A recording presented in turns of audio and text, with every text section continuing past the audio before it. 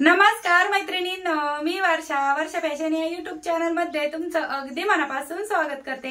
तर मैत्रिणींनो, आजचा पण व्हिडिओ रिक्वेस्टेड व्हिडिओ आहे। मला एका ताईंची इंस्टाग्रामला कमेंट आली होती, म्हणजे त्यांचं मी आयडी आणि ते तुम्हाला स्क्रीनवरती दिलेला आहे, फोटो टाकला होता त्यांनी की अशा पद्धतीची पर्स शिवून दाखवा। तर याच्यातली मी मोठ्या साईज मधली शिवून दाखवलेली, त्याची लिंक कटिंग स्टिचिंगची मी तुम्हाला या व्हिडिओच्या कमेंट आणि डिस्क्रिप्शन मध्ये देऊन ठेवते। तो पण व्हिडिओ तुम्ही नक्की बघा।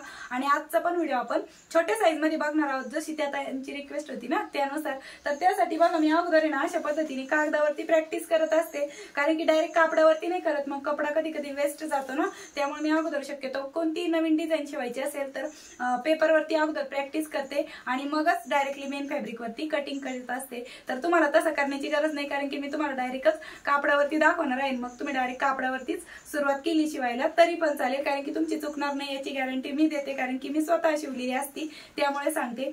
तर चला जास्त वेळ न घालवता लगेचच आपण आपल्या आजच्या व्हिडिओला सुरुवात करूया। व्हिडिओ युजफुल आवडला तर प्लीज प्लीज प्लीज व्हिडिओला लाईक करा, शेअर करा आणि असेच नवीन नवीन युजफुल आणि युनिक व्हिडिओ बघण्यासाठी आपल्या वर्षा फॅशन चॅनलला नक्की सबस्क्राइब करा। तर चला सुरू करूया आजच्या व्हिडिओला। तर मैत्रिणींनो, आजच्या आयडियासाठी मी इथे एक ब्लाउज पीसच घेतलेला आहे आणि हा डबल मध्ये फोल्ड आहे बघा, तुम्हाला पुन्हा पुन्हा दाखवता येईल। त्यानंतर इथे एक परत घेतलेली आहे। आता तुमच्याकडे जी कोणती परत असेल ती तुम्ही इथे ठेवून घ्यायची राऊंड शेप आखण्यासाठी, किंवा ताट घेतलं तरी चालेल, पण परतीने कसं थोडीशी मोठी साईज होईल, ताट घेतलं तर थोडीशी साईज कमी होईल। आणि याची लांबी जी आहे या सर्कलची तर 16 इंच आहे।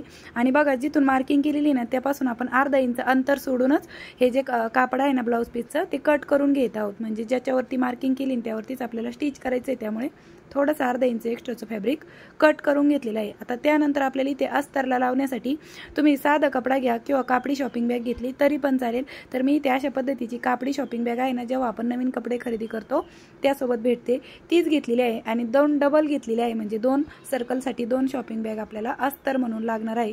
तर त्यांची पण कटिंग आपण सेम ह्याच पद्धतीने करून घेत आहोत। तर अगदी साधी सिंपल आहे, तुम्हाला बघताना अवघड वाटत असेल पण शिवताना कळेल की किती सोपी आहे। तर या पद्धतीने आपल्याला हे ज्या शॉपिंग बॅग अस्तर म्हणून आहे ना ते अशा पद्धतीने ठेवून स्टिच करून घ्यायचं। एवढा पार्ट ओपन ठेवायचा आणि स्टिच करायचं। दुसऱ्या पार्टला पण सेम त्याच पद्धतीने थोडासा पार्ट ओपन ठेवायचा आणि स्टिच करून घ्यायचं। तर चला शिलाई मशीनवर। तर बघा, मध्यभागी मी इथे टाचणी लावली, एवढा पार्ट ओपन ठेवलाय, इथून स्टिच करायला सुरुवात करू। तर इथे मला मार्किंग दिसत आहे सर्कलची, जी आपण अगोदर परतीची केलेली आहे तिच्यावरतीच मी इथे स्टिच करून घेत आहे। या पद्धतीने एवढा पार्ट आहे तो ओपन ठेवलेला आहे। इथे लॉकची टिप देऊन घेतली, तुम्हाला दाखवते। आणि त्यानंतर आपल्याला इथे पूर्ण सर्कलला छोटे छोटे कट देऊन घ्यायचे। कट देताना लक्षात ठेवायचं शिलाईवरती कट नाही झालं पाहिजे, एवढी काळजी घ्यायची, आणि जास्तीचा भाग असेल तो कट करून घ्यायचा। आता जिथून आपण ओपन पार्ट ठेवलेला आहे ना तिथून आपल्याला हे पूर्ण सर्कल आहे ते बाहेर काढून घ्यायचं आहे। तुम्ही पट्टीच्या मदतीने पण व्यवस्थित असं बाहेर काढून घेऊ शकता। यावरती इस्त्री फिरून घेतली तर अजून छान फिनिशिंग येईल, किंवा मग डायरेक्ट दाबटीप देऊन घेतली तरी पण चालेल। आता बघा, जो ओपन पार्ट आहे तो आपल्याला आतमध्ये फोल्ड करायचा आहे आणि पूर्ण सर्कलवरती दाबटीप देऊन घ्यायची आहे। तर तुम्ही असं पलटी न मारता पण डायरेक्ट शिवला असताना फक्त शॉपिंग बॅग तरी पण चाललं असतं, कारण की नंतर आपल्या याच्यावरती पायपिंग येतच आहे, त्यामुळे नाही पलटी मारलं तरी चालते। आता दुसरं सर्कल पण मी याच पद्धतीने तयार करून घेते पलटी मारून।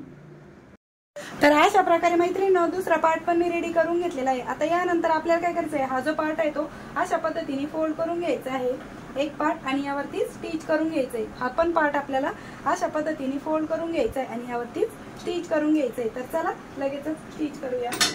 म्हणजे थोडक्यात काय, तर जो पूर्ण सर्कल होता ना तो आपण अर्ध्यामध्ये फोल्ड करून स्टिच करून घेतलेला आहे। दुसरा पण सेम त्याच पद्धतीने, आणि थोडंफार हे तुम्हाला मागे पुढे वाटत असेल ना तर काय हरकत नाही, त्यावरती आपली पायपिंगच येणार आहे।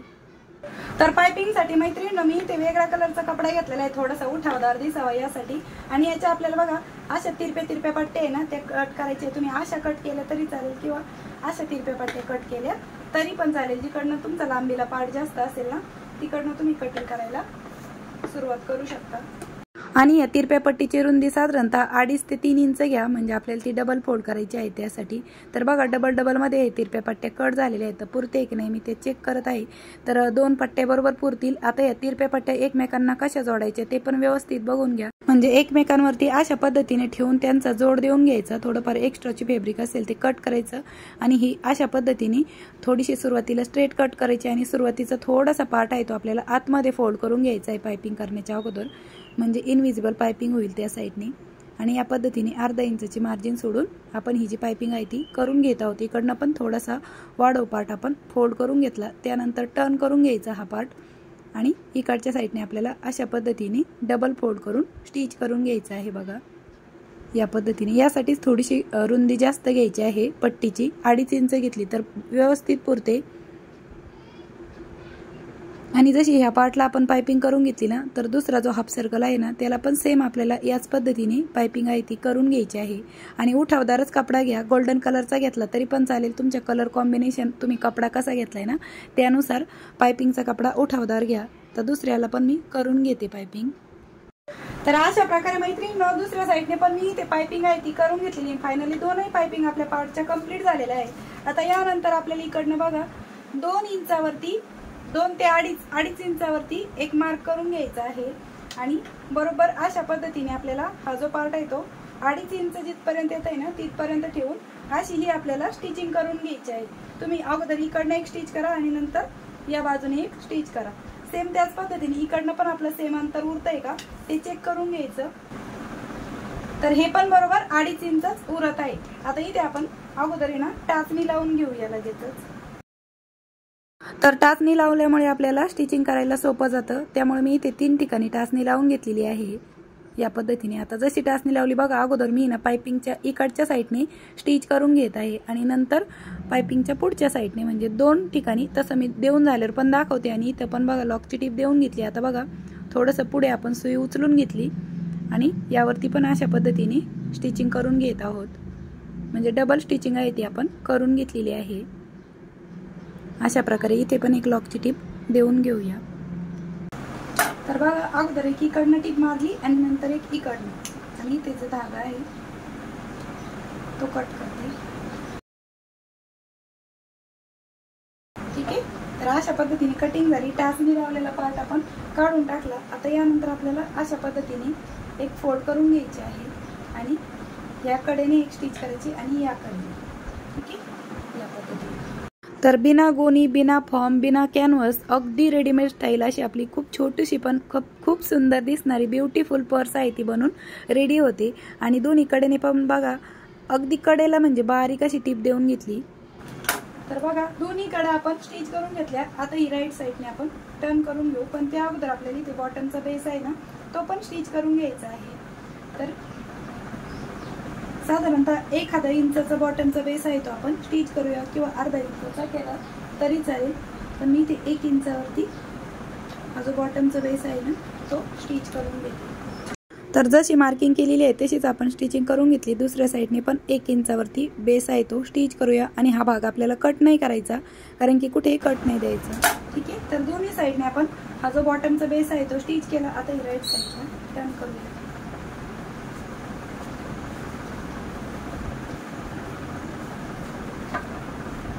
बघा बेस अशा पद्धतीने दिसत आहे इकडचा पण या पद्धतीने। आता यानंतर आपल्याला या बॅगला बेल्ट आहे ते लावून घ्यायचे आहे। त्यानंतर मैत्रिणींनो मी इथे अशा पद्धतीची एक रेडीमेड नाडी घेतलेली आहे, ती आपल्याला अशा पद्धतीने हे जो सेंटर आहे ना इथे अशा पद्धतीने स्टिच करून घ्यायचे आहे। आणि त्यानंतर वरतून आपल्याला इकडनं एक शोचं बटन आहे ना ते लावून घ्यायचं आहे या पद्धतीने। तुम्हाला जर हे नसेल लावायचं तर तुम्ही सरळ असं एखादं वेलक्रू घेतलं तरी पण चालेल, आणि एक या साईडने लावून घ्या आणि एक या साईडने। पण मी इथे ना ही जी नाडी आहे ना तीच अटॅच करून घेणार आहे। तर चला सर्वात अगोदर आपण ही नाडी आहे ती अशा पद्धतीने फोल्ड करू आणि बरोबर सेंटर जिथे येतोय ना तिथे अशा पद्धतीने स्टिच करून घेऊ। तर मैत्रिणींनो अगदी स्टेप बाय स्टेप दाखवत असते, त्यामुळे व्हिडिओ थोडासा मोठा होऊ शकतो, तर तेवढं प्लीज तुम्ही समजून घ्या। पण तुम्हाला समजेल अशा भाषेत समजून सांगण्याचा एक प्रामाणिक प्रयत्न करत असते। आता बघा ही नाडी स्टिच करून झाल्याच्या नंतर आता हे जे शोचं बटन आहे ना त्याचं मेजरमेंट घ्यायचं। अगोदर नाडी लावल्याच्या नंतरच हे शोच्या बटनचं मेजरमेंट घ्या आणि पुन्हा चेक करत राहा। म्हणजे कसं होतं कधी कधी आपण जास्तच खाली लावलं तर ती नाडी पुन्हा आपल्याला उसून लावावं लागेल, त्यासाठी तुम्ही बघूनच घ्यायचं मेजरमेंट। आणि ह्याला बटनाला आहे ना सुई आणि धाग्याने स्टिच करता येईल अशा पद्धतीचे होल असतात बघा। आणि या पद्धतीने आपण हे जे बटन आहे ते स्टिच करून घेतलं। मी पुन्हा एकदा ही नाडी लावून बघत होते म्हणजे बरोबर लागल्या गेलंय की नाही, आणि नंतर आपण इकडनं जे डबल गाठ आहे ती देऊन घेतलेली आहे बघा। व्यवस्थित असं पक्क स्टिच करून घेतलेलं आहे। तर अशा प्रकारे आपण हे जे टच बटन आहे ना ते पण लावून घेतलेलं आहे, म्हणजे या पद्धतीने ते आपल्याला मध्यभागी आहे ते जी दोरी आहे ती अशा पद्धतीने स्टिच करून घ्यायची. तुम्ही दोरी बाहेरून पण स्टिच केली असती तरी चाललं असतं. आता बेल्ट आहे ते आपण तयार करून घेऊ. त्यानंतर मैत्रिणींनो, आता इथे उरलेला ब्लाऊज पीस घेत आहे मी, जो आपण आता कट केलेला होता. याचा आपल्याला बेल्ट तयार करून घ्यायचा. तर बेल्टची लांबी तुम्ही तुमच्या अकॉर्डिंग कमी जास्त करू शकता. मी इथे 16 इंचाचा बेल्ट घेतलेला आहे आणि या कापडाची रुंदी तुम्ही 3 ते 4 इंच घ्या. बघा इथे फोल्ड घडी होती ती मी सेपरेट करून घेतली आणि अशा पद्धतीने आपल्याला दोनही बेल्ट आहेत ते स्टिच करून घ्यायचे. दोन्ही कडेने फोल्ड केला आणि अजून एक फोल्ड केली आणि या पद्धतीने आपण हा जो काही बेल्ट आहे तो स्टिच करून घेतलेला आहे. दुसरा पण बेल्ट मी सेम याच पद्धतीने स्टिच करून घेते.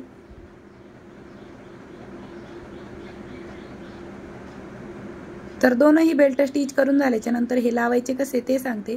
तर बघा हा जो पार्ट आहे सेंटरचा, तर सेंटरपासून 2.5 इंच इकडे 2.5 इंच तिकडे मार्किंग करून घ्यायचे आणि आतल्या साईडने थोडीशी अर्धा इंच बेल्ट फोल्ड करायचा आणि स्टिच करायचं. दुसऱ्या साईडने पण सेम त्याच पद्धतीने. तर चला, व्हिडिओ खूप मोठा होतोय त्यामुळे मी हा बेल्ट लगेच स्टिच करून घेते. अगोदर टाचणी लावून घेते आणि जशी टाचणी लावली तसेच दोन्ही बेल्ट स्टिच करते.